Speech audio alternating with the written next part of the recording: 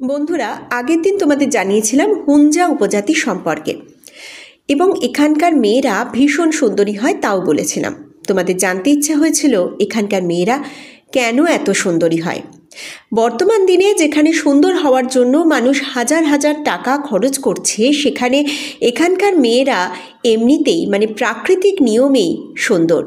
কিন্তু কিভাবে, তাই নিয়ে গবেষণা করতে গিয়ে বিজ্ঞানীরা একটা সিদ্ধান্তে উপনীত হয়েছেন।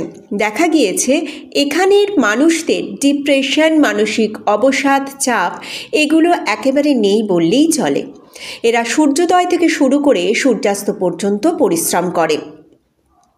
এরা সারা দিনে মাত্র দুবার খাবার খান। সূর্য ওঠার পরে একটা ভারী ব্রেকফাস্ট এবং সূর্যাস্তের পর হালকা ডিনার, এই শেষ।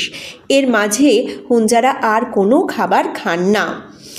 এছাড়াও তারা প্রাকৃতিক খাবার খেয়ে থাকেন। প্রয়োজনীয় খাদ্য ও সবজি নিজেরাই উৎপাদন করেন।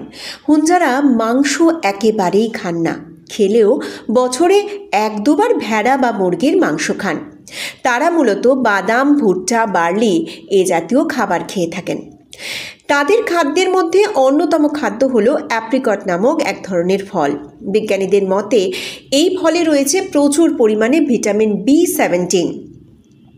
এই ফল অধিক পরিমাণে খাওয়ার ফলে এদের স্কিনের উজ্জ্বলতা অনেক বেশি। এছাড়াও এরা শিশুদের মতো জীবনযাপন করে, জীবনের প্রতিটা মুহূর্ত উপভোগ করে। হাসি ঠাট্টা এ উপজাতির জীবনের অন্যতম সঙ্গী। এই হুঞ্জ উপজাতির কথা তোমাদের কেমন লাগলো তা অবশ্যই আমাকে জানাতে ভুলো না। কিন্তু যারা এখনও আমার চ্যানেলটি সাবস্ক্রাইব করনি তারা অবশ্যই আমার চ্যানেলটি সাবস্ক্রাইব করে নিও প্লিজ।